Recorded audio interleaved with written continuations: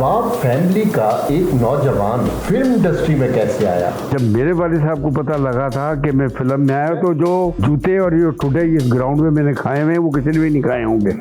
बंदूकें निकल आई थी, बंदूकें। लेकिन एक शादी आपकी गन पॉइंट पर भी हुई और नहीं बाबरा बेगम के साथ, वो शादी चली नहीं, क्या वजह थी? I don't need to discuss, everybody knows about it. ये पहली दफ़ा मैं बताना चाह रहा हूँ स्क्रीन के ऊपर कि संतोष भाई जो है वो मेरे बड़े भाई हैं। भुट्टो साहब के लिए कैरियर तबाह किया, मस्त जेल में 2-3 दिन रहा, कोयटा के अंदर मैंने 3-4 साल केस भुगते, मुल्क बदर हुआ। कामरान शाहिद साहब जी, वो अपनी फील्ड के हीरो हैं, तो आपको कैसा महसूस होता है? जिस फील्ड में वो हैं वो जरा स्क्रीन छोटी है, हम जरा बड़ी स्क्रीन के।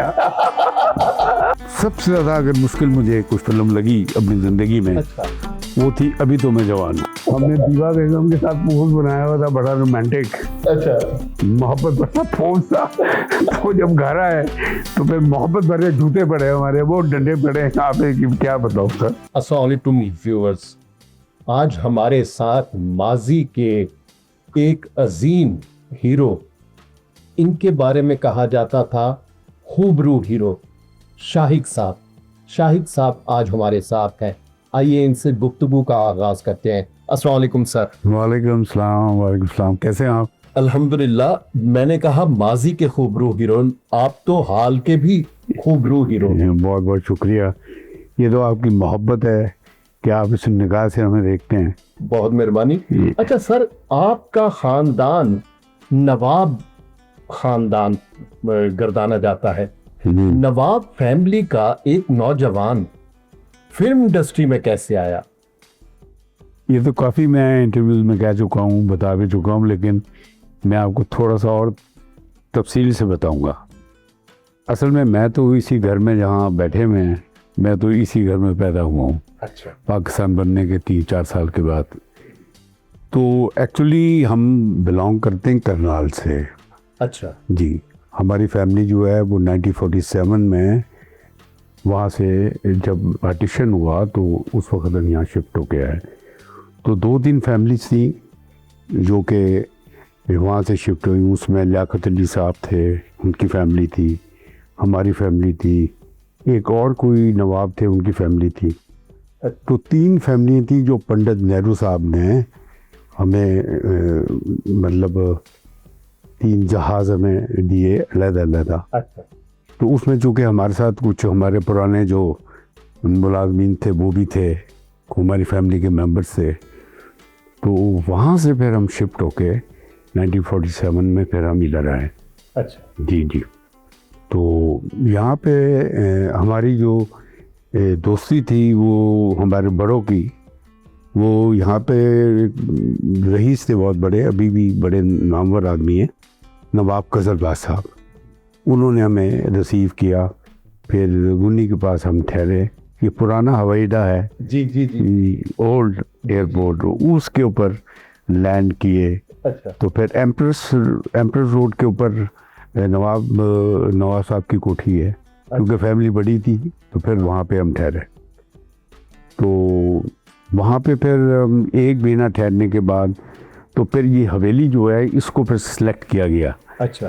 कि हम इस हवेली में इतने लोग एडजस्ट हो सकते हैं। तो फिर चूँकि फैमिलीज़ के मेंबर थे हमारे कुछ 40-45, मतलब मेरे ताया थे, मेरे ताइन थी। अच्छा। ये हमारे जो मुलाज़मीन थे, लेडीज़ थी, खाने पकाने वाली थी, ये सब जितने लोग थे ये हमारे साथ ही थे। अच्छा। तो क्योंकि फिर ये घर इसी तरह एडजस्ट हो सकता था। अच्छा। So how we came here.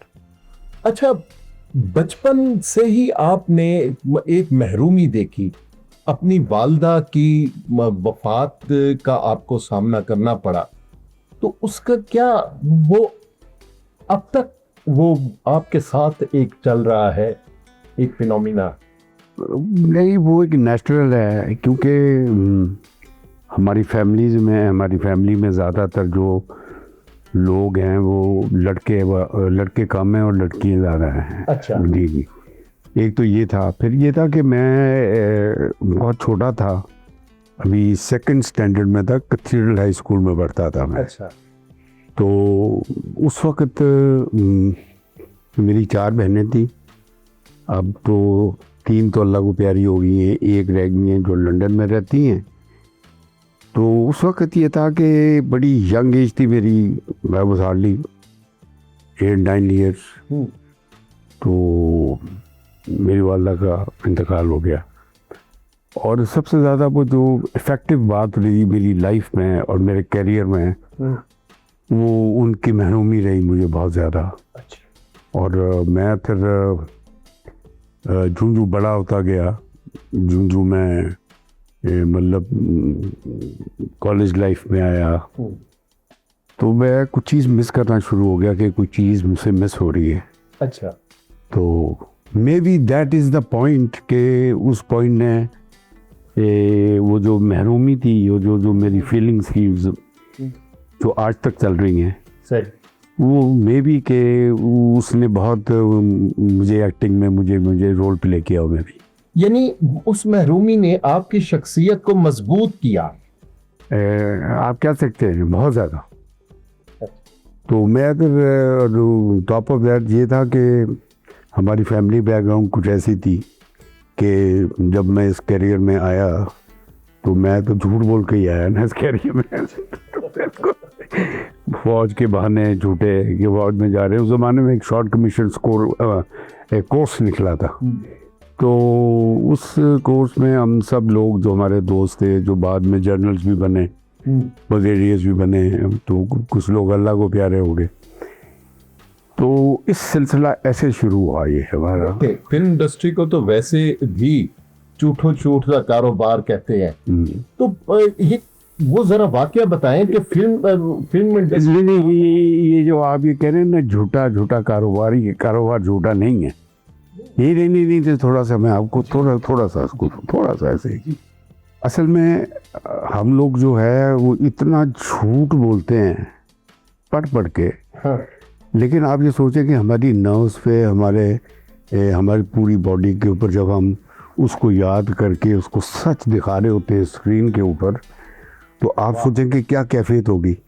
और फिर एक्चुअली फिर हमारी लाइफ के अंदर फिर ऐसे हो जाता है कि हम कर करके झूठ को सच कर करके स्क्रीन पे दिखाते हैं। तो उसमें ऐसा हमें फिर शुरू होता है कि थोड़ी बात भी हम फील करनी शुरू कर देते हैं। It is not a easy job, it is a very difficult job. You have to feel it. जब तक आप फील ही नहीं करेंगे तो आप, मेरा ख्याल है, अच्छा परफॉर्मेंस भी नहीं दे सकते। बिल्कुल। आप बताइए आप जी। अच्छा सर, ये बताएं कि आपने कहा कि एक झूठ का सहारा लेकर मैं इधर आया, तो वो जरा किस्सा बताएं कि आप फौज में जा रहे थे तो फिल्म में आ गए। वो इस तरह हुआ कि एक हमारे फैमिली फ्रेंड्स थे, जमील कुरैशी साहब जी। तो वो एक रसाला निकलता था शमा जी।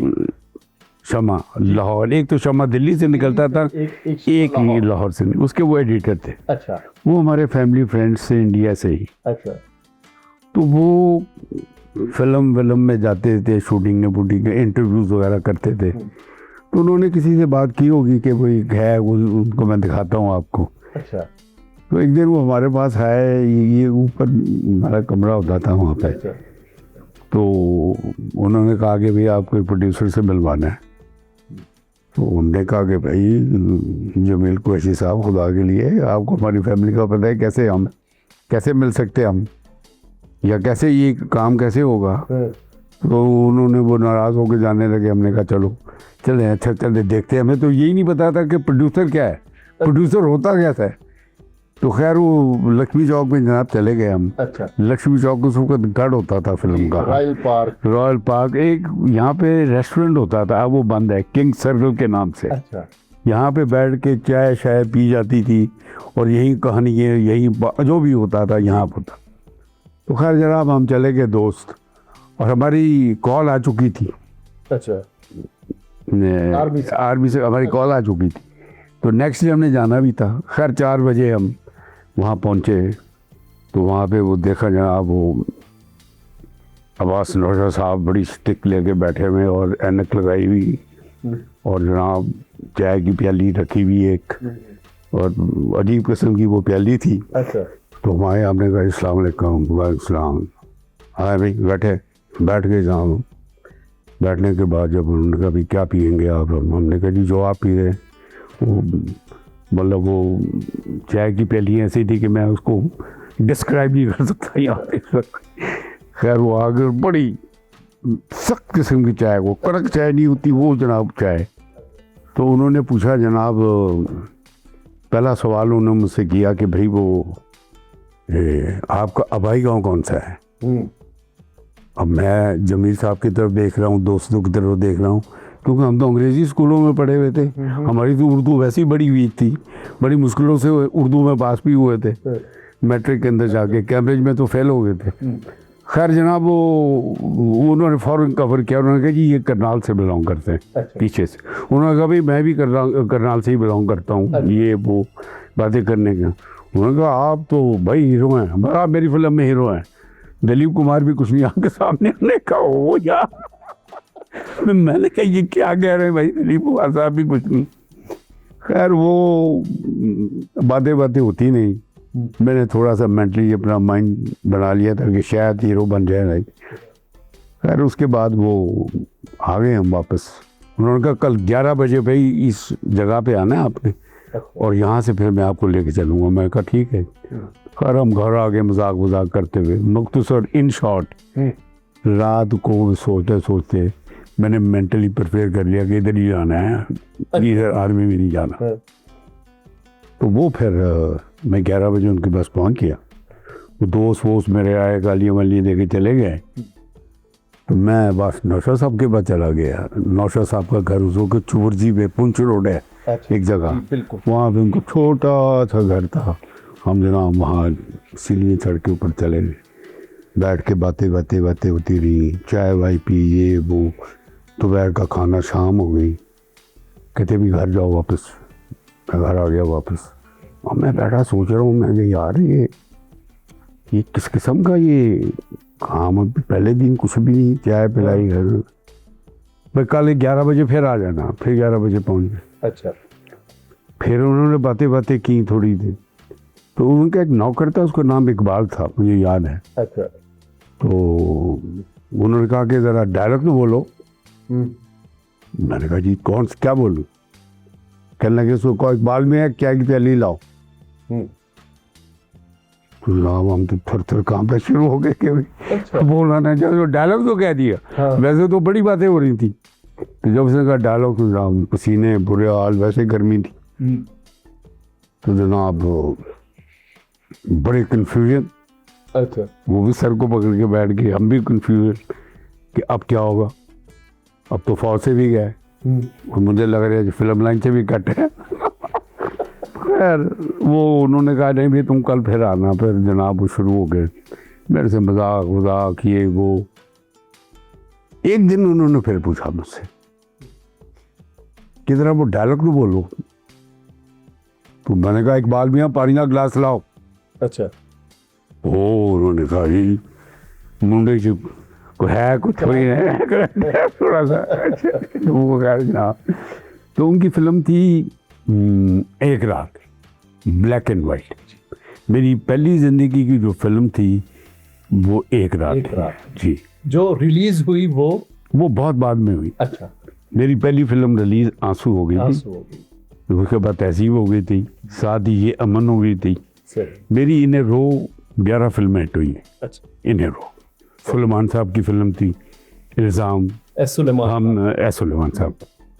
तो उसमें मोहम्मद अली साहब मेरे फादर के रोल में थे। अच्छा। ज़ेबा भाभी वालदा की रोल में थी, मैं पुलिस ऑफिसर के रोल में था। अच्छा। तो ये मेरी उसका बड़ा मशहूर गाना हुआ था, हम पे तो इल्ज़ाम ऐसे भी है वैसे भी सही, नाम बदनाम तो ऐसे भी है वैसे भी सही। तो ऐसे मेरा करियर का स्टार्ट हुआ। अच्छा, रातों रात आपको शोहरत मिल गई या जैसे कहते हैं ना कि फिल्म रिलीज हुई और आपको लोग पहचानने लगे? नहीं नहीं, ऐसा नहीं हुआ। रातों रात तो अल्लाह ताला ने बड़ी इज्जत रखी कि जब मेरी फिल्म पहली ही रिलीज़ हुई अच्छा। तो उस वक्त की जो कास्ट थी वो बड़ी मतलब टॉप क्लास। नदीम साहब थे उस वक्त, दीबा बेगम थी, फर्स्ट टाइम फिरदौस बेगम जो थी पंजाबी फिल्म में से उर्दू फिल्म में मदर के रोल में आ रही थी, बिल्कुल। मसूद अख्तर था। मसूद अख्तर साहब थे। तो ये तो सारे मेरे से बहुत सीनियर थे। अच्छा। तो मैं बीच में एक आ गया तो नेगेटिव रोल में था मैं उसमें, लेकिन उसकी आपका रोल हिट हुआ। मेरी डेथ सीन बहुत अप्रिशिएट हुआ। जो आखिर में डेथ सीन था, that was the major point जहाँ से मैं क्लिक हुआ। अच्छा। हाँ जी। साथ ही फिर मेरी फिल्म हसन तारिक साहब की आ गई, तहजीब। अच्छा। उसका बड़ा गाना मशहूर हुआ, लगाए मिस्र का बाजार देखो, सैफ साहब ने लिखा था, जिसे बाद में कहा गया कि लगा है हुसन का बाजार देखो। हाँ, बड़ा उसमें भी रपट था। तो फिर उसको हुसन किया गया। अच्छा, आप हसन तारिक साहब को अपना उस्ताद मानते हैं? उस्ताद तो मैं नौशाद साहब को मानता हूँ। अच्छा, जो आपको इस बिल्कुल लेकर जिन्होंने मेरे साथ आपकी ग्रूमिंग में। जी जी, मुझे असल में नौशाद साहब ने 1 साल जो बिठाया और जो सुबह से लेके शाम तक गुफ्तगू होती थी। अच्छा। स्टूडियो किसी से मिलने नहीं देते थे। नहीं नहीं नहीं भाई, तो स्टूडियो नहीं जाना। स्टूडियो वाले पूछते थे, भाई सुना नौशा मियाँ आपने कोई हीरो कैच किया हुआ है? अच्छा। तो वो कहते थे कि नहीं भाई, मैं बताऊंगा बाद में। एनीवे, तो वो फिल्म तो लेट हो गई। एक उसके बीच में और फिल्म शुरू हुई थी, उसका नाम था मनचली। अच्छा। वो भी, उसमें भी दीबा बेगम थी मेरे साथ। अच्छा। जो मेरी बिगनिंग की जो 5 फिल्में हैं उसमें मैडम दीबा ही मेरे साथ थी। अच्छा।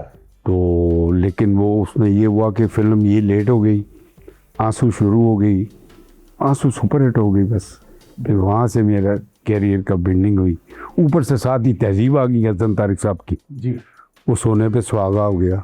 तीसरी फिल्म मेरी इल्ज़ाम आ गई, वो उससे मोहम्मद अली साहब, मैं, जेबा भाभी, वो शुरू हो गई। उसमें मेरे साथ संगीता बेगम थी उसमें मेरे साथ। फिर मेरी साथ ही उमराव जन्नता आ गई, वो साथ ही अनमोल आ गई, घराना आ गई। फिर एक पंजाबी फिल्म आ गई मेरी, अच्छा। दिलजीत मिर्जा साहब की, था लाला सुधीर साहब।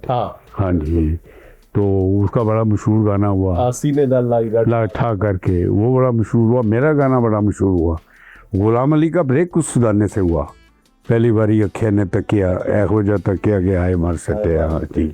अच्छा, वो किस्सा तो सुना है कि दो हीरोज ऐसे थे जिनसे आपने सड़क पर ऑटोग्राफ लिया, एक मोहम्मद अली साहब और एक दर्पण साहब। हाँ जी, हम उस स्टूडेंट लाइफ में थे, तो हम जा रहे थे मजंग चुंगी। अच्छा। भाई क्या हसीन आदमी थे दर्पण साहब। अच्छा। मैं कहता हूँ हम तुमको देखते ही रह गए। स्टूडेंट लाइफ में थे हम, तो वो जा रहे थे, ये मजंग चुंगी है ना, मजंग चुंगी। जी जी, तो उस वक्त तो ये तो काफ़ी डेकोरेट हो गए। उस वक्त तो एक सड़क, छोटी छोटी सड़कें होती थी। हाँ। तो हमने रोक लिया उनको। अच्छा। हाँ जी, रुक गए। वो सफ़ेद उन्होंने जनाब पजामा कुर्ता पहना हुआ, और क्या हसीन लग रहे थे भाई को, क्या हसीन। हमने कहा अब हमारे पास था कुछ भी नहीं, ना पेन ना कागज़ ना कुछ, क्या करें भाई। उनको कहा जनाब ऑटोग्राफ दे दे, गाड़ी में उनको रोक लिया हमने। तो वो फटाफट सामने एक दुकान थी ये पान वाली की, उससे जनाब पेंसिल पकड़ी, उसी से कागज़ पकड़ के हमने कहा सारे इसमें करते। उन्होंने फिर साइन किए। हमें क्या पता था कि आगे इनके साथ ही हम काम करेंगे। और इसी तरह मोहम्मद अली, इसी तरह सड़क के ऊपर, नहर के ऊपर मोहम्मद अली साहब से मुलाकात हुई। उनसे भी ऑटोग्राफ ऐसे ही लिए। हमने कहा कि कुछ ही नहीं, वो 5 रुपए थे कि 10 रुपए थे, जो उस पर उनसे हमने साइन लिए। अच्छा, फिर आपने कभी ये बताया भी सही दर्पण साहब को या मोहम्मद? ये मैं पहली दफ़ा बता रहा हूँ। अच्छा। This is for the first time. जितने मेरे आज तक इंटरव्यूज हुए हैं, हाँ। आज तक ये कभी बात पहले नहीं है, जो अब आ रही है। अच्छा जी। अच्छा, ये बताएं कि हसन तारिक साहब के साथ आपकी केमिस्ट्री बहुत वो थी, और एक यूनिक किस्म की फिल्में जो थी, दीदार थी, अमराव जान जी और इसके अलावा तहजीब। जी। तो इसका क्या सबब था? असल में तारिक साहब बड़े एक सख्त आदमी थे अच्छा। सेट के ऊपर। अच्छा। He was very strict. हम्म, और हम बाद में उसको अप्रिशिएट भी करते कि वो हमारी बेहतरी के लिए कर रहे थे। कंडीशन ऐसी हुई मेरी कि जब मैं तहजीब में उनके साथ काम कर रहा था, तो जो आखिरी सीन था जिसमें मैं पागल बनता हूँ, वो एक्चुअली फिल्म में नहीं था पहले। अच्छा। वो पहले फिल्म में ये था कि ये सब कुछ एक दम उठ के देखते हैं, तो रानी बेगम देखती है कि ये तो सारा कुछ एक ख्वाब था। तो जब हमने वो फिल्म देखी अपना हॉल में, तो उसमें जब एक इफ्तिखार खान होते थे उनके चीफ असिस्टेंट, अच्छा। बाद में बहुत बड़े डायरेक्टर भी बने, वो थे, मैं था, फाकी साहब था। तो जब एंड होकर बाहर निकले रात को, तो मज़ा नहीं आया कुछ। अच्छा। उन्होंने कहा कि मतलब मज़ा नहीं आया? उन्होंने कहा भाई मज़ा ये नहीं आया कि इसका तो इम्पैक्ट ही नहीं है जनाब, ख्वाब, ये सारा कुछ ख्वाब ही था। नहीं, उसी वक्त जनाब ये बैठे, रात का 1 बजे का टाइम था। अच्छा। इन्होंने फिर सीक्वेंस ये लिखा। मैं उस वक्त शूटिंग के लिए जा रहा था इस्लामाबाद। सुलेमान साहब की डेट थी मेरी। अच्छा। इल्ज़ाम की फिल्म की। अच्छा। तो फिर अगले दिन फिर सुलेमान साहब से कहा कि जनाब आप 2 दिन छोड़ें मुझे। उन्होंने फिर कहा कि ठीक है, तुम 2 दिन के बाद आ जाना। तो फिर वो सीक्वेंस हुआ जिसमें वो पागल बन जाते हैं आखिर में। तो बस फिर क्या इम्पैक्ट हुआ। कमाल उसका, वो तो यानी लोग स्टन होके बाहर निकले जी। सिनेमा हाउसेस से। अच्छा, सीनियर्स का आपके साथ बर्ताव कैसा था? सिखाने वाला था या वो अपने से जैसे जूनियर के साथ कुछ कि भाई बहुत अच्छा है तो जूनियर है तो ये वो क्या? नहीं, बड़ा अच्छा एटीट्यूड था। हम सब लोगों को, जितने हम हीरोज थे, ये तो सब मुझसे बहुत सीनियर्स थे। तो मतलब सेट के ऊपर हम बिल्कुल कोई ये रिस्पेक्ट नहीं की कि ये सीनियर हैं, अच्छा, या ये जूनियर हैं। अकॉर्डिंग टू द कैरेक्टर वैसे एहतराम था। अच्छा। मसलन अगर वो आ गए तो मैं बैठा हुआ हूँ तो उनकी रिस्पेक्ट में मैंने खड़ा हो जाना है। अच्छा। हाँ। तो बाकी अगर कोई सिखाने वाली जहाँ तक बात थी, तो वो आगा ताली साहब ने मुझे बहुत कुछ सिखाया। अच्छा। हाँ। अलाउद्दीन साहब ने बहुत कुछ बताया, सबिया भाभी ने बहुत कुछ बताया। और उसमें मैं मैडम दीपा का नाम भी ज़रूर लूँगा कि उन्होंने भी मुझे शुरू में, जब मैं उनके साथ काम कर रहा था, तो कान में मुझे कहती होती थी कि कैमरा इधर है सीरियस होटल में। मैंने जब दीपा बेगम से इंटरव्यू किया तो मैंने उन्हें कहा कि शाहिद साहब ने एक इंटरव्यू में आपका जिक्र किया और ये कहा है कि वो मेरी उस्ताद है, मैंने उनसे बहुत सीखा है। तो वो बहुत, उन्होंने आपको दुआएं दी कि शाहिद साहब मुझे ये कह रहे थे। नहीं, जो ओरिजिनल चीज़ है, जो सही बात है, वो करनी चाहिए आदमी को। और मेरी एक ये नसीहत भी है कि टाइम को नहीं कभी भूलना चाहिए। यू नो, अगर वो जो इंसान अपने टाइम को याद करता है कि उस वक्त फलाने शख्स ने मुझे क्या कहा था, कि कैमरा इधर पड़ा हुआ था, मैं इधर फेस किए हुए था, तो मुझे उन्होंने ये नहीं कि ओपनली बड़ा शोर मचा के कहा हो कि नहीं आराम से मुझे बुला के कान में कहा। उसने कहा बात सुने? मैंने कहा जी।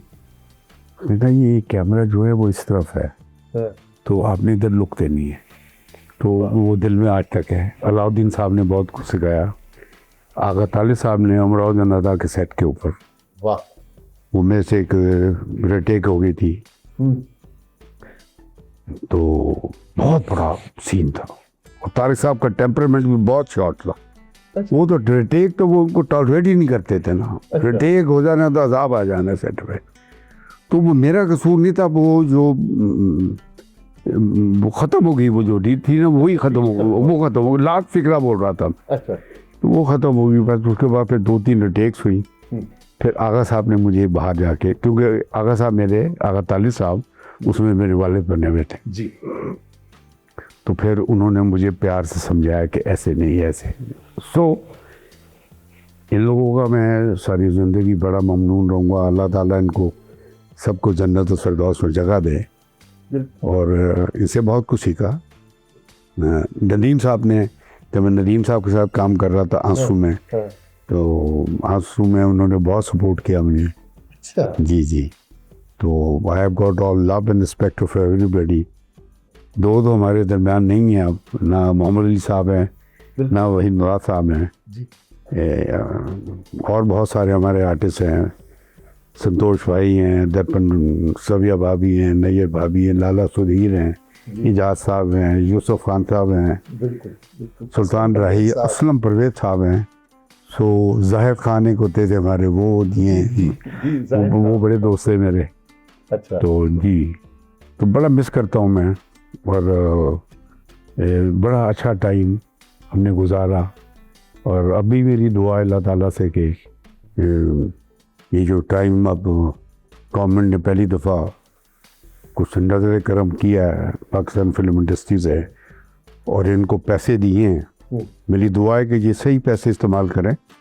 ये ना हो कि आगे ही हमारी माशाल्लाह, पहले एक नेप्टेक भुट्टो साहब के ज़माने में खुली थी, तो उसमें उन्होंने फाइनेंशियली कोई सपोर्ट नहीं किया था, मॉरली सपोर्ट बड़ा था।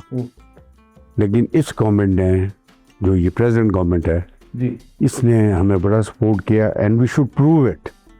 हमें ये नहीं करना चाहिए, बल्कि 4 पैसे अगर अपनी जेब से भी लगते हैं तो लगा के एक तस्वीर अच्छी बनानी चाहिए। अल्लाह करे कि ये रिवाइव हो फिल्म इंडस्ट्री का। देखें, हमारी तो दुआ है, मेरी services are always there for them. मैंने तो पहले भी जब शुरू हुआ ये, उस वक्त भी मैंने ये कहा था, और मैंने अब भी कह रहा हूँ कि I am always there for my industry. अच्छा, सुल्तान राही साहब या मुस्तफ़ा कुरैशी साहब के साथ आपने काम किया, जी, तो उनको कैसा पाया आपने? सिर्फ वो जिस स्टाइल में काम था वो पंजाब का कल्चर था। अच्छा। तो बड़े अच्छे आर्टिस्ट थे सुल्तान राही साहब भी, और जो पंजाब को चाहिए था वो करते थे। सो ऐसे आर्टिस्ट कभी पैदा होंगे जैसे राही साहब थे, जो कि आखिरी सेकंड तक हीरो रहे, आखिरी मिनट तक रहे। मैं ज़रा थोड़े से वाजे करूं, और मैंने ये क्लियर करना चाहता हूं उसको कि जब उनकी डेथ हुई, मैं उस वक्त लंदन में था एक्चुअली। अच्छा। इसलिए मैं उनके जनाजे में शरीक नहीं हो सका। अच्छा। और जब मोहम्मद अली साहब की भी डेथ हुई, उस वक्त भी मैं यहाँ मौजूद नहीं था, उस वक्त भी मैं कनाडा के अंदर था। अच्छा। सो मतलब ये बड़े कमाल आर्टिस्ट थे। मुस्तफ़ा कुरैशी साहब से तो मुलाकातें होती रहती हैं। हाँ। अभी हाल ही में रमज़ान के दिनों ने मैं गया हुआ था कराची। अच्छा। तो उनसे मुलाकात हुई थी, इफ्तार पार्टी पे मुझे बुलाया हुआ था उन्होंने। अच्छा। जी। तो सर, सबके साथ दोस्ती थी, किसी के साथ कोई ऐसा था कि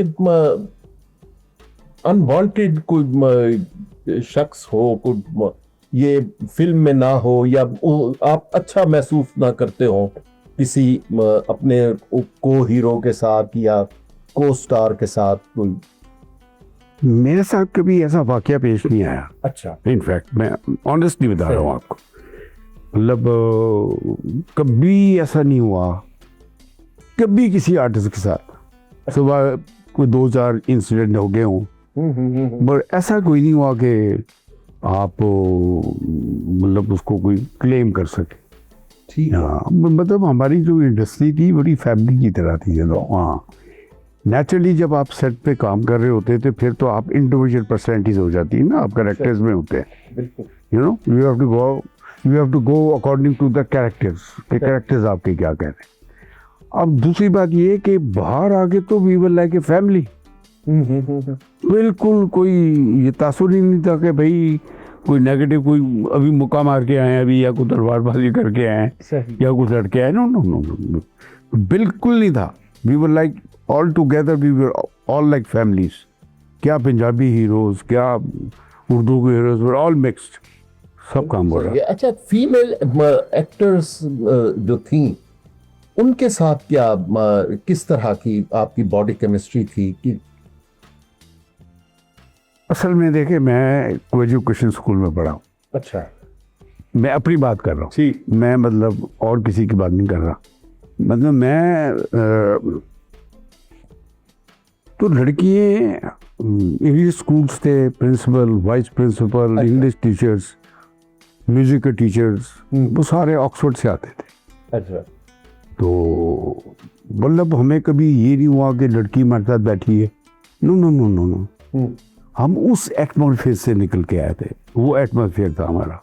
हमें कभी कॉम्प्लेक्स ही हुआ कि हम किसी हीरोइन से बात कर रहे हैं, लेकिन जहाँ तक रिस्पेक्ट का ताल्लुक था तो वो तो हमें सिखाई गई थी, स्कूल से ही, घर से ही सिखाई गई थी। वाह। यू नो, आप जो बिल्कुल अपने घर से ही निकले और फिर जो आला तालीम दी गई हमें, वो हमें स्कूल से मिली, फिर कॉलेज से मिली। तो आपकी एजुकेशन का बड़ा दखल होता है, यू नो।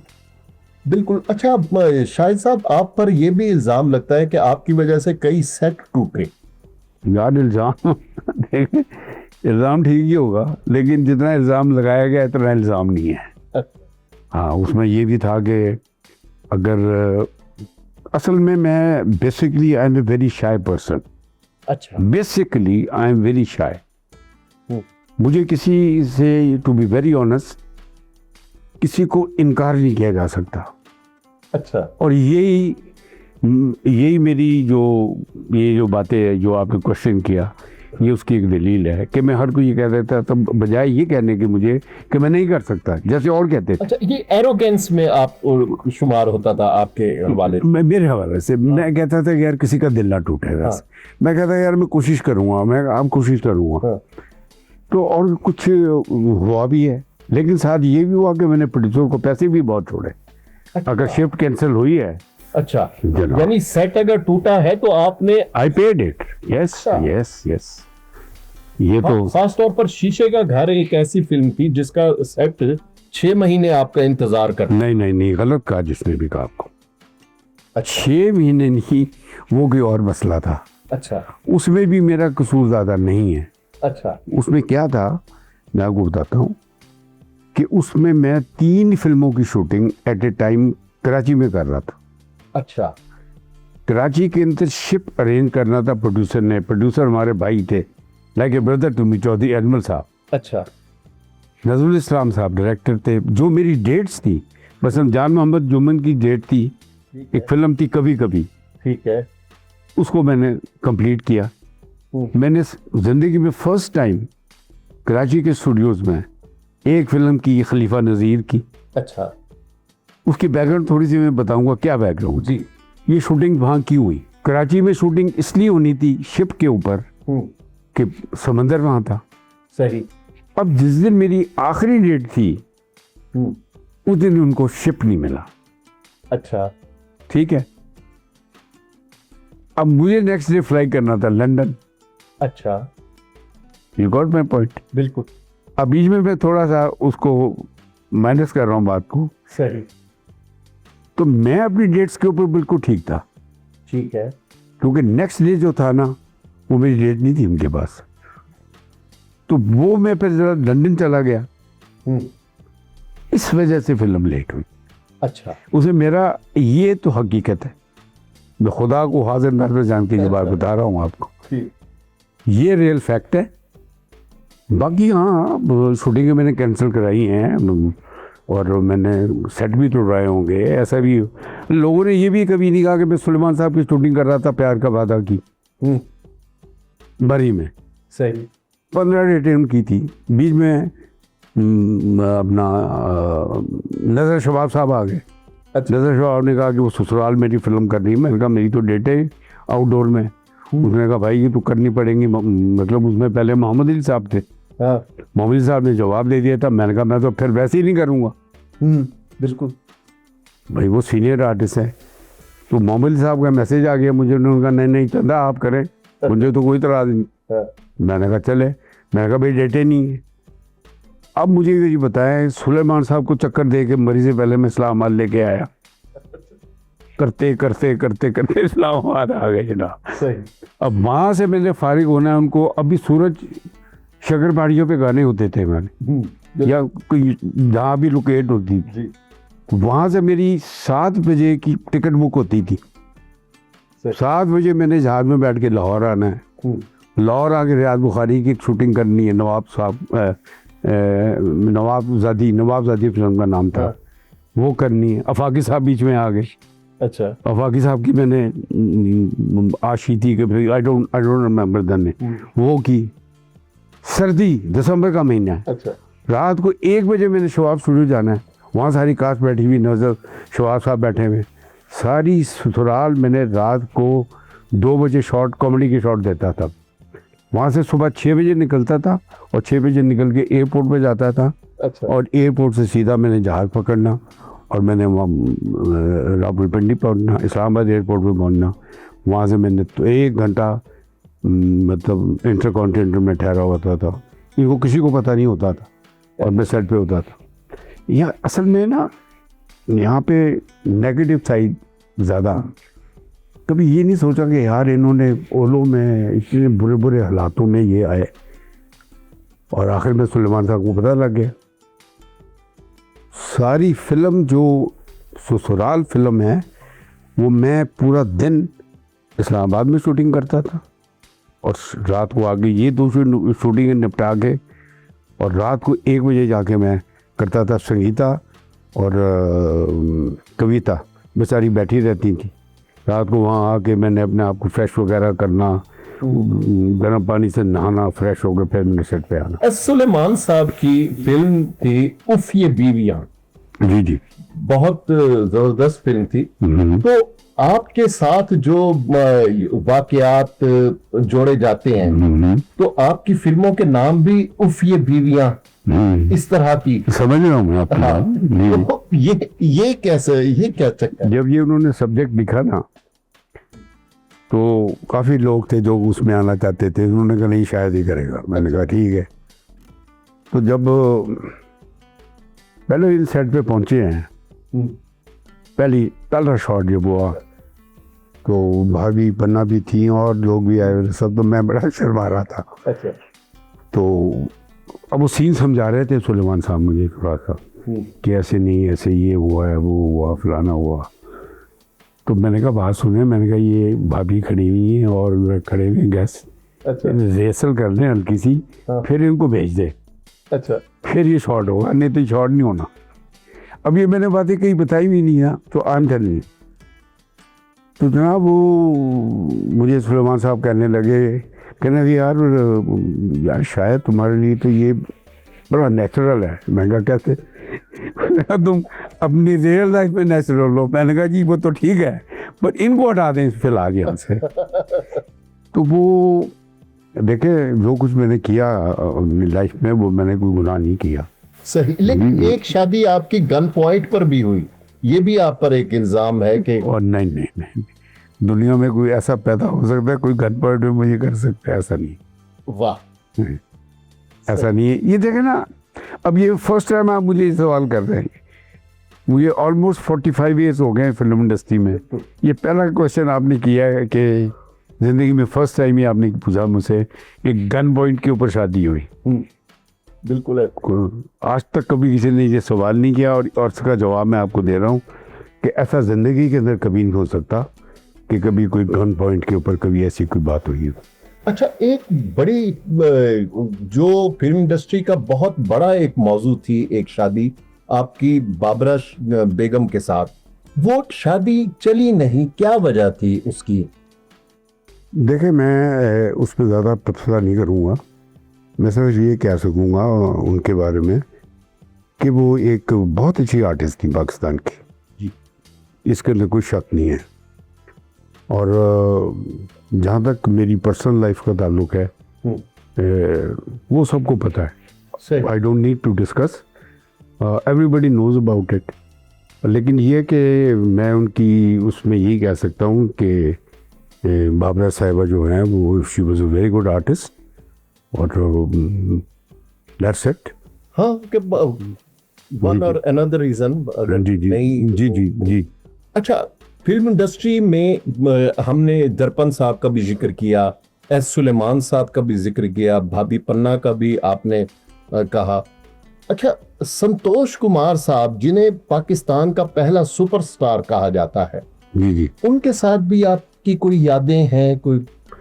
जी जी, मेरी बहुत यादें हैं। असल में ये पहली दफ़ा मैं बताना चाह रहा हूँ स्क्रीन के ऊपर भी, और जो लोग सुनने वाले हैं दुनिया भर में, कि संतोष भाई जो हैं वो मेरे बड़े भाई हैं। अच्छा। हाँ, जो मेरे ब्रदर लॉ हैं नवाब रसूल साहब, जो चीफ इलेक्शन कमिश्नर है सिंध बलूचिस्तान के, अच्छा।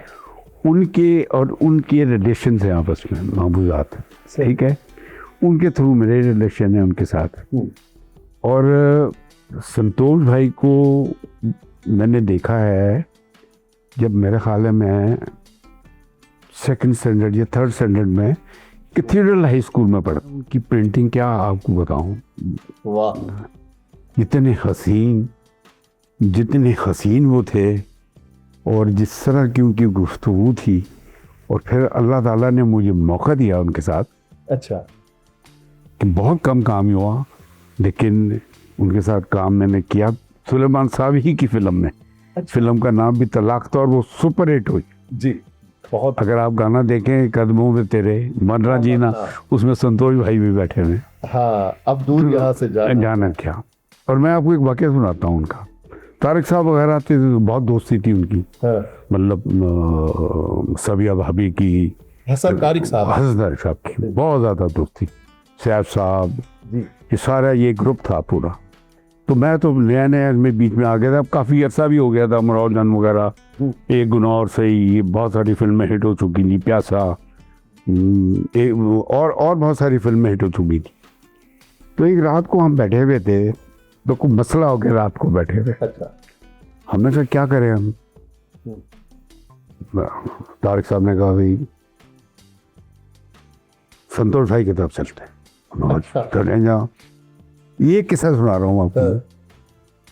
तो वहाँ गए तो वहाँ देखा तो सैफ साहब बैठे हुए, संतोष भाई बैठे हुए, पान चल रहा है और गप्पे लग रही है। कार्ड्स खेला करते थे आपस में बैठ के। रात को 10 बजे हम भी पहुँच गए। अच्छा। और हमने जनाब जाके उनसे रिक्वेस्ट की कि जनाब फलानी चीज़ हमें उधार के ऊपर दे दें आप। उन्होंने कहा सोर क्या तुम बकवास कर रहे हो गैर मारा। तो उनके साथ काफ़ी मेरा मतलब फैमिली का मेरा आना जाना था उनके साथ। ये किसी को नहीं पता, कि फर्स्ट टाइम पता लग रहा है। अच्छा। तो फिर संतोष भाई की मैंने एक और फिल्म की, अभी सुलू भाई की, हाँ, अभी तो मैं जवान हूँ। अभी तो मैं जवान, उसके अंदर भी थे संतोष भाई। हाँ जी। तो बड़ा मुझे सबसे ज़्यादा अगर मुश्किल मुझे कुछ फिल्म लगी अपनी ज़िंदगी में, अच्छा, वो थी अभी तो मैं जवान हूँ। उसकी वजह भाई सबिया भाभी को सारी ज़िंदगी माँ कहते रहे, नैयर भाभी को सारी ज़िंदगी माँ कहते रहे। अब उनके साथ रोमांटिक सीन करना और गाने करने आप खुद ही कितना डिफिकल्ट था। बहरहाल मैंने बड़ा अच्छा निभाया रोल, जो बहुत ज़बरदस्त।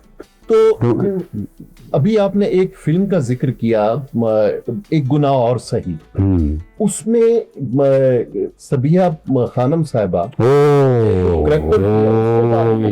आपने उन्हें अपना उस्ताद भी कहा। मैं आपको बता नहीं सकता। एक दिन हम शूटिंग कर रहे थे, अच्छा, सबिया भाभी और मैं, तो गालिबन एवेन्यू में थे, सुलेमान साहबी की थी। तो रात को लेट आवर्स वो शूटिंग नहीं करती थी। एक ज़माने में मैं भी 10 बजे तक करता था। अच्छा। तो थोड़े से लेट हो गए, तो मेरी तो she was like a mother to me. यानी ऐसे हाथ उन्होंने पकड़ा हुआ और हम एवेन्यू स्टूडियो से शूटिंग पैकअप करके निकले। तो मुझे कहने लगी शायद, मैंने कहा जी, मुझे कहने लगी कि तुम कमाल हो। मैंने कहा जी अच्छा। कहती तुम जो रिस्पॉन्स देते हो ना, जो तुम रिस्पॉन्सिव बड़े हो, इतना मतलब मुझे अच्छा नहीं लग रहा ये कहते हुए, लेकिन मुझे ये कहना पड़ रहा है कि उन्होंने इतनी मेरी तारीफ़ की।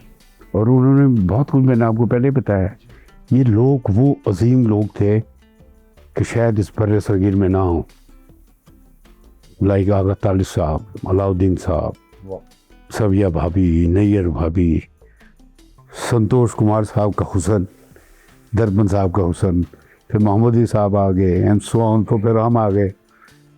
सो 2 फिल्में उनके साथ मैंने की।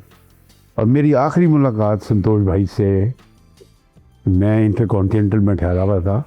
अच्छा। हम यूनिस मलिक की शूटिंग कर रहे थे, अच्छा। दहशत खान की। तो वहाँ पे मैं लिफ्ट में आ रहा था, तो वो भी एकदम लिफ्ट में आया, तो वहाँ उनसे मेरी मुलाकात हुई। किधर? मैंने कहा जी मैं शूटिंग के ऊपर आया हूँ। तो पानदान उनके हाथ में, मैंने कहा जनाब पान खिला दें हमें। अच्छा। आखिरी पान उनसे मैंने वो खाया। वाह। वो मेरी ये मेमोरीज हैं मेरी उनके साथ। तो अब मैं क्या, अब ये मैं मेमोरीज में चला गया वापस। ये लोग कहाँ दोबारा पैदा होंगे, कहाँ आएंगे, कैसे होंगे? अच्छा, आपकी जो शख्सियत है, मैंने एक रिसाले में आपके हवाले से एक शेर पढ़ा था, मैं एक खुली सच्चाई हूं, मुझे जानने वाले जानते हैं, मैंने किन लोगों से नफरत की और किन लोगों से प्यार किया। ये मसदाक आता है शाहिद हमीद साहब की शख्सियत पर। जी। शेर फिल्म इंडस्ट्री का आपने बताया। अब सियासत के हवाले से आपके जो मोहब्बतें हैं, और वो सबसे बड़ी जो मोहब्बत है वो भुट्टो साहब की है। जी जी बिल्कुल यकीन। उसके बारे में जरा बताएं कि क्या आपने भुट्टो साहब की शख्सियत ने क्या करिश्मा देखा कि आपको हर हद तक जाने के लिए तैयार हो गए, आप जेल तक पहुंच गए? असल में हमने जब अपनी होश संभाली या हम अपने करियर में आए, देखा हमने, तो भुट्टो साहब ही को देखा। अच्छा। और भुट्टो साहब ने पाकिस्तान फिल्म इंडस्ट्री के लिए बहुत कुछ किया। मेरी पहली मुलाकात भी भुट्टो साहब से 71 में हुई। अभी मेरी फिल्म रिलीज़ नहीं हुई थी जब मैं पिंडी में इंटरकॉन्टिनेंटल में उनसे मेरी मुलाकात हुई। अच्छा। फिर बाद में हम लोगों ने, पाकिस्तान फिल्म इंडस्ट्री ने, हमने पीपल पार्टी ज्वाइन कर ली। ठीक है। मैं अकेले ही शामिल नहीं था, सारे से शामिल, जितने हमारे हीरोज थे सब, पूरी इंडस्ट्री शामिल थी। बाकायदा एक अनाउंसमेंट हुई, अनाउंसमेंट के साथ हम पीपल पार्टी में ज्वाइन किया। अच्छा। उसके बाद ये हुआ कि चंद लोग भागे, मैं भागा नहीं। अच्छा। और मैं आज तक नहीं भागा।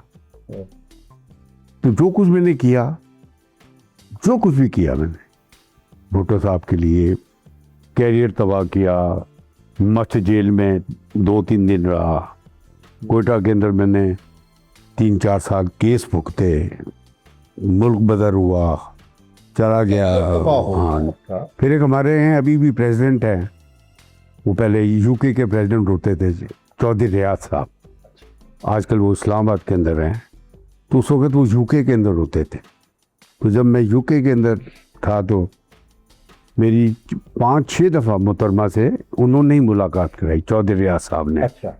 मोहतरमा बेनज़ीर साहबा से मेरी क्वींस वे पे उनका फ्लैट था ऊपर, तो मेरी चौधरी रियाज साहब ने मुलाकात करवाई मेरी। तो जिस एक्सटील तक गया मैं, तो मैं इस हैसियत से कि मुझ में बड़ा नेशनलिज्म है, मैं बड़ा नेशनलिस्ट आदमी हूँ, हिंदुस्तान में काम नहीं किया। सबसे पहले तो मुझे हिंदुस्तान में काम की ऑफर हुई थी। अच्छा। सबसे सबसे पहले तो आप देखें, जब अथरीस देलवी साहब, तो एक रिसाला निकलता था शमा दिल्ली जी, उसके ऊपर, वो उनसे मेरे काफ़ी फैमिली ताल्लुक आते हैं उनसे। अच्छा। तो वो आया यहाँ पे, आकर उन्होंने बाकायदा मुझे ऑफ़र की, जो मेरे गुलबर्ग वाले घर में, उसमें नवाज शरीफ साहब वगैरह भी आए हैं सब। अच्छा। तो मैं आपको दिखाऊंगा वो फोटोग्राफ। जी। तो मुझे ऑफ़र हुई थी, तो मैंने तो इनकार कर दिया था। मोहम्मद अली साहब ने काम किया क्लर्क में, उनके साथ बहुत ज़्यादती की उन्होंने, जी बिल्कुल। उनके इतने सीन्स काटे गए। फिर नदीम साहब ने काम किया, वो दूर प्रदेश था, क्या नाम था। तो बहरहाल मैंने नहीं किया, वो उनका पर्सनल मामला है, I am not at least concern about it. लेकिन मुझमें तो नेशनलिज्म बड़ा है। तो मुझे भुट्टो साहब बहुत अच्छे लगते थे और आज भी अच्छे लगते हैं। जिस हद तक मैं जा सकता था मैं किया, यहाँ तक कि जिन्होंने उनको फांसी दी, मौलवी मुश्ताक साहब, उनके पास भी गया। तो बहरहाल, तो मैं कोई किसी खुदा न खासा किसी इस सिलसिले में नहीं गया था कि मुझे कुछ पीपल पार्टी से मिलेगा। No no no no no no. मैं तो कभी सोच भी नहीं सकता कि मैं कभी उनसे 1 इंच भी कोई चीज़ दी हो या लूँ मैं। सही। जी। तो बेनज़ीर भुट्टो साहब से जब आपकी मुलाकात हुई तो उन्होंने आपको ऑफर किया कि कोई ओहदा वगैरह लेना या नहीं सियासत में आना? नहीं हिंदुस्तान में तो ये रिवायत है कि वहाँ के एक्टर्स और एक्ट्रेसेस वो लोकसभा वगैरह वो आते हैं सियासत में। जी जी जी, लेकिन यहाँ पे ये रवायत नहीं है, यहाँ पे किसी की भी इज्जत नहीं है। इनफैक्ट तो ये बताऊँ मैं आपको, अच्छा, यहाँ मुझे बता दें किसकी रिस्पेक्ट है। आप सियासतदानों की बात नहीं, मैं क्रिकेट में ले लें, हॉकी में ले लें, हाँ फुटबॉल में ले लें, बिल्कुल सही। किसी चीज़ में आप ले लें, किसी की इज्जत है यहाँ? इज नो रिस्पेक्ट, क्योंकि हमने खुद रिस्पेक्ट नहीं कराई अपनी। वाह, असल बात। असल बात। सो कहने का मतलब ये है कि I am not a politician, मैं कोई पॉलिटिशियन तो नहीं हूँ, लेकिन मेरा ये राइट तो है ना कि मैं लाइकनेस और डिसलाइकनेस तो शो कर सकता हूँ ना। हाँ, डिस्प्लेयर भी शो लगो कर सकता हूँ मैं अपना। तो मैं मोहतरमा साहिबा को मिला, मोहतरमा बेनज़ीर साहिबा को, उन्होंने मुझे ऑफ़र भी की कि कोई आपको FM रेडियो वगैरह, मैंने कहा नहीं। अच्छा, तो she was very nice lady, she was a big politician. मैं तो उनके पास घंटा घंटा बैठा रहा हूँ। अच्छा, तो उनसे तो आप नज़र नहीं मिला सकते थे। She was such a decent lady, और इतना दुख है उनकी शहादत का कि आपको बयान नहीं कर सकता मैं। बिल्कुल सही है। जी। अच्छा, उनकी लेगेसी, उन्होंने लेगेसी कैरी की भुट्टो साहब की, ज़ैनब भुट्टो साहब की, जी जी। बेनज़ीर भुट्टो साहिबा ने। बेनज़ीर भुट्टो की लेगेसी क्या जरदारी साहब ये कैरी कर सके हैं क्या? इनके बारे में क्या आपकी मुलाकात है आसिफ जरदारी साहब से? कि नहीं, मेरी उनसे मुलाकात नहीं है, मैं उनके बारे में कुछ कमेंट्स दे नहीं सकता, क्योंकि मेरी मुलाकात ही नहीं हुई आज तक, ना बिलावल साहब से हुई, अच्छा, ना जरदारी साहब से हुई। लेकिन उनके इल्म में तो होगा कि आपने भुट्टो साहब की वजह से जेल तक गए, आपने अपना कैरियर तक दांव पर लगा दिया। मैंने कभी भी इस बात को मतलब no no no no no no no no no, आप कभी ये ऐसी बात सोचे भी ना। अगर मैंने कैश करवाना होता तो मैं 10 दफ़ा जाके उनसे मिल सकता था, 10 दफ़ा नहीं 20 दफ़ा मिल सकता था। नेवर नेवर, मेरे दिमाग में ऐसी बात नहीं है, ना मैंने कभी पहले सोची, ना अब है। सही। जी जी। तो शायरी में आप बता रहे थे कि फैज अहमद फैज साहब से आपका बहुत आपकी मुलाकात हुई। हाँ जी, वो इस तरह के, वो जो मैं लेता आया थे डॉक्टर गुलाम भीख साहब, उनके यहाँ ये सब लोग आया करते थे। अच्छा, ये हमारे इसी हवेली में अगले पोर्शन में। तो हम तो बहुत छोटे थे, फिर मैं फिल्म कैरियर में आ गया, तो उनकी सोबत में काफ़ी बैठे रहे हम। अच्छा, फिर ऐसा भी हुआ, एक वक्त ऐसा भी आया, सैफ साहब हुए, सैफ साहब चूँकि सैफुद्दीन सैफ हमारे तो one of the most popular में जो फिल्म पोइट्री में, जी जी, तो उन्होंने जितने गाने लिखे हैं अमरोज अनहदा के, और उनके बारे में मैं आपको सिर्फ ये बताता चलूँ कि जब अमरोज अनहदा का आखिरी गाना लिख रहे थे, जो बचा था वो लुटाने के लिए आए हैं, आखिरी गीत सुनाने के लिए आए हैं, तो सैफ साहब ने 1 महीना लिया था उस गाने को लिखने में। तो ये लोग थे, ये अजीम लोग थे। तो फिर एक ऐसा वक्त भी आया कि अहमद नदीम कासमी साहब, सैफ साहब, अहमद फराज साहब, तो फैज़ साहब, ये मेरे घर पे, गुलबर्ग वाले घर पे आए। अच्छा, जी जी। तो इस तरीके से हमारे यहाँ, हमारे घर में काफ़ी लोग आए हैं, क्रिकेटर्स भी आए हैं, बड़े क्रिकेट बड़े। आपने खेली, आपने क्रिकेट का जिक्र किया, जी। क्रिकेट आपने खेली, आपको शौक पैदा हुआ? हाँ, क्रिकेट कॉलेज के अंदर, स्कूल में हमने बहुत क्रिकेट खेली। फिर जब फिल्म कैरियर के अंदर आए, अच्छा, तो उसके अंदर भी हमने क्रिकेट बहुत खेली। और फिर मतलब स्कूल लाइफ में तो ये हर लड़के की ये ख्वाहिश होती थी कि टेस्ट प्लेयर बने हम, हाँ। वो बने। तो हम भी ख्वाहिशों में थे, लेकिन फिर हमारा ये था कि हम फिल्म कैरियर के अंदर आ गए। अच्छा, ये बताएं कि आप अपने दौर में आपने फिल्म पर राज किया, आप अपने फिल्म के हीरो थे, ठीक है, यानी टॉप। अब आपका बेटा एज एन एंकर वो भी टॉप पर है, कामरान शाहिद साहब। जी जी वो हीरो के तौर पर उन्हें लिया जाता है, जी जी। वो अपनी फील्ड के हीरो हैं, तो आपको कैसा महसूस होता है? मुझे बड़ा अच्छा लगता है। I feel very happy, very proud about him कि वो अपनी फील्ड का हीरो है, और ऐसा ही होना चाहिए इंसान को। लेकिन जिस फील्ड में वो हैं, वो just on the joke side, वो जरा स्क्रीन छोटी है, हम जरा बड़ी स्क्रीन के हैं। बाप आखिर बाप होता है। नहीं नहीं नहीं, ये बात नहीं हो रही।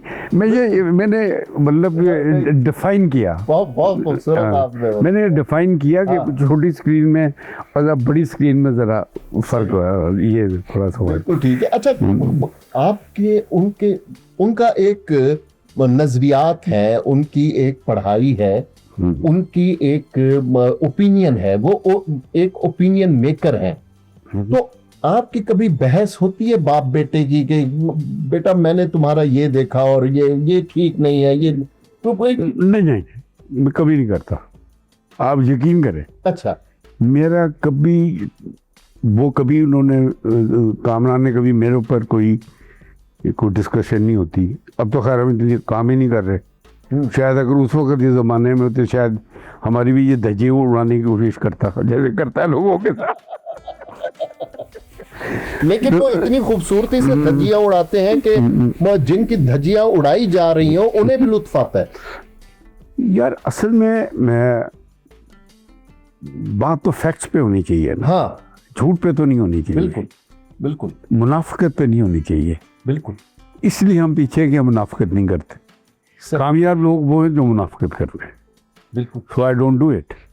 बिल्कुल नहीं, मैं जैसे आप किसी भी मसले पर, कोई सियासत पर, कोई मुआशी, आप यकीन करें, मैं इसको फिल्म का हीरो बनाना चाहता था। अच्छा, इसको ट्रेनिंग दिलवाई। ये मेरा कामरान पहली साहब, दफा आप ये बता रहे हैं। ये कामरान साहब जी के बारे में। जी, बाकायदा एक डांस मास्टर रखा गया इनके ऊपर, अच्छा, फाइटर रखा गया, सारा कुछ किया गया। तो ये फिर सब कुछ सारा कुछ हो गया। अच्छा। लेकिन पढ़ाई नहीं छोड़ी इन्होंने, जबरदस्त। पढ़ाई चलती रही इनकी। अच्छा, तो जब मैंने इंडस्ट्री के हालात देखे, इंडस्ट्री के हालात बड़े ख़राब है, अच्छा, सो आई बैक्ड आउट। फिर मेरी ख्वाहिश थी कि मैं भी चूँकि फौज में जाना चाहता था, अच्छा, मेरी ज़िंदगी का मिशन ये था कि I should be an army officer. हाँ, फिर इसको भी मैंने भेजा, अच्छा, ये भी सिलेक्ट हो गया था। अच्छा, आपको पता है, अच्छा, ही वाज सिलेक्टेड। अच्छा, वो तो आखिरी मिनट ऐसा हुआ कि एक कोई इंस्ट्रूमेंट आ गया, कोई आई साइट देखने का। अच्छा, तो मतलब फौज में जाने से पहले एक प्रिलिमिनरी छोटा सा मेडिकल टेस्ट होता है, बस ये चेकअप करने के जी, जाने से पहले। तो वो जब वो मशीन 2 दिन पहले ही आई थी, अच्छा, तो उसमें जब आई का टेस्ट हुआ तो यहाँ पे कुछ तिल सा नजर आया। अच्छा, तो फिर आर्मी के लॉ में ये है नहीं। सही, हाँ, यू नो, क्या उससे पहले कई आ चुके हो, वो चूंकि नजर नहीं आया क्योंकि मशीन नहीं आई हुई थी बाहर से। अब मेरा पॉइंट समझ रहे हैं आप? बिल्कुल। क्या कहा बोला मैंने कहा वो नई मशीन आई थी, इसमें डिटेक्ट हो गया। अच्छा, तो वो फिर नहीं, वो होता उनके लॉ में नहीं है ये। अच्छा, सो दैट्स व्हाई वो फिर वो कहते हैं ना कि जो दिखता है वो बिकता है। जेरे मौजू कामरान शाहिद साहब चूंकि दिखते हैं, हम उनका जिक्र कर रहे हैं। आपकी औलाद जो आपके दूसरे बेटे हैं वो दिखते नहीं है, उनके बारे में बताएं। हाँ, जो छोटा बेटा है मेरा इमरान, शायद उसने पीएचडी की है अच्छा, लंदन किंगस्टन यूनिवर्सिटी से। अच्छा, इज अ डॉक्टर। अच्छा वहीं पे वो मल्टीनेशनल कंपनी है, अच्छा उसके अंदर वो है। जो उससे छोटा है जहीज, अच्छा। उसने अपना नेशनल कॉलेज ऑफ आर्ट से ग्रेजुएशन किया, फिर मास्टर जाके कनाडा में किया। अच्छा ही इज देयर, सेटल्ड देयर। ठीक है। अच्छा, आपकी औलाद में छाप किसकी है, बाप की है या माँ की है मेरे ख्याल है तरबियत में? मेरे ख्याल है माँ की ज़्यादा है, अच्छा क्योंकि मैं तो शूटिंगों पे होता था। अच्छा माँ जो है बड़ी एजुकेटेड है, शी इज वेरी एजुकेटेड, अच्छा और पढ़ाई का सिलसिला जो है वो सारा उन्हीं को क्रेडिट जाता है, मेरी वाइफ मुनज़्ज़ा को। अच्छा तो बाकी डर वर सारा हमारा था। अच्छा। हाँ, बाकी पढ़ाया ये था कि भाई अगर आपने ये ना किया। ना, वो तो हो नहीं सकता था, वो तो आज भी ऐसे ही है। अच्छा हाँ हाँ, वो रहेगा ऐसा ही। अच्छा। जी, तो आपने कभी डांटा, कभी बहुत दफा डांटा, फिर ठुकाई किए। डांटा क्या होता है भाई, देखें, हर जो पेरेंट्स होते हैं ना अपनी औलाद के लिए अच्छा सोच रहे होते हैं। सही। ये नहीं होता कि वो मारा है, कोई पीटा है, ये नहीं होता। हाँ एवरीबडी, मतलब एवरी पेरेंट्स वांट कि हमारी औलाद जो है वो एक बहुत अच्छी उम्र है, ये ख्वाहिश होती है। सही। तो मेरी भी ऐसी ख्वाहिश थी, मैं भी यही चाहता था। बिल्कुल सही है। सो उसमें ये तो कि किसी को क्या कहा, किसी को क्या नहीं कहा। सो आई थिंक सो कि औलादों को भी ये सोचना चाहिए कि पेरेंट्स जो हैं वो हमारे लिए अच्छा करते हैं। अब जैसे वो अपने औलादों के लिए कर रहे हैं, हाँ वो भी ऐसे ही कर रहे हैं। बिल्कुल। तो it is like that, you know. चले, वो तो आपका कैरियर था, आपको ट्रैवलिंग भी करना पड़ती थी और घर से बाहर भी रहना पड़ता था फिल्म के हवाले से। जब आप भाईजान, आपको ये पता नहीं है कि आपने ये पूछा नहीं मुझसे कि जब मेरे वाले साहब को पता लगा था कि मैं फिल्म में आया, तो जो जूते और ये ठुडे इस ग्राउंड में मैंने खाए हुए, वो किचन में नहीं खाए होंगे। बंदूकें निकल आई थी, बंदूकें, आप सोच नहीं सकते। मालूम कैसे हुआ उन्हें ये? वो मालूम ऐसे हुआ कि हमारी वो दुकान थी, मैनेजर था।